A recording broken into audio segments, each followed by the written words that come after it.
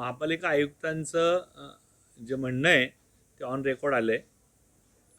नुकतीच आमची general body अस्तित्वात आली आहे, आता स्थायी समिती अस्तित्वात येईल आणि त्या बाबतीतला निर्णय ही योग्य तो निर्णय आम्ही करू.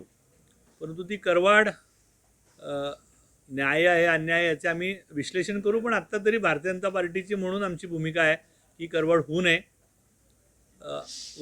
पक्षात इंटरनल चर्चा करून आम्ही त्याच्यावर निर्णय करू. पण प्रायमा फेसी आत्ता जर का मला विचारताल तर ती करवाढ करू नये अशा मताचा मी आहे. परंतु पक्षात निर्णय करून स्थायी समितीत आम्ही त्याचा अंतिम निर्णय घेऊ. पण आम्ही कुठं करवाढ आत्ता लागू केली आहे? भारतीय जनता पार्टीची भूमिका मी तुम्हाला सांगितली आत्ता की करवाढ करू नये अशा प्रकारची भूमिका माझी आहे.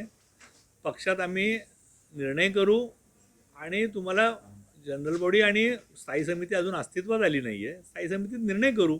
स्थायी समितीचे अधिकार आहेत. त्या महापालिका आयुक्तांनी सुचवलं आहे, अंतिम करण्याचे अधिकार आहे स्थायी समिती आणि मुख्य सभेचे. त्यात आम्ही योग्य तो निर्णय करू आणि तो पुणेकरांच्या बाजूने असेल. तुम्ही जर का पाहिलं असेल तर महापालिका आयुक्तांनी बऱ्यापैकी सरफेसिंग डांबराचं केलं. म्हणजे सायक्लोथॉनच्या निमित्ताने म्हणा, आपण चेंबर उचलून वर घेतले, खड्ड्यांवर काम केलं आणि त्यातनं काहीसा रिलीफ हा आत्ता पुणेकरांना मिळाला आहे. परंतु भारतीय जनता पार्टीवर एक मोठी जबाबदारी पुणेकरांनी टाकली आणि त्यातूनच आम्ही निश्चितपणे खूप चांगलं काम यात करू.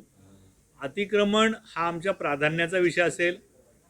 पथारी व्यावसायिक त्यांचं जे लिगल पथारी व्यावसायिक आहे त्यांचं पुनर्वसन कसं केलं जाईल, त्यांना योग्य संधी व्यवसायाला कुठे देता येईल याचा विचार करून निश्चितपणे याच्यावर कारवाई होईल.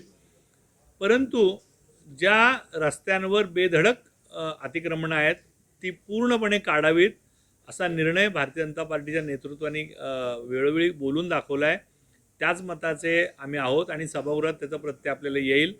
अशा कुठल्याही अतिक्रमणांच्या बाजूनी भारतीय जनता पार्टी आपल्याला दिसणार नाही. या शहर अतिक्रमण मुक्त रस्ते असावेत अशीच भारतीय जनता पार्टीची भूमिका आहे आणि त्या भूमिकेशी सुसंगत असंच सगळे निर्णय हे महापालिकेच्या या तुम्हाला सभागृहात दिसतील.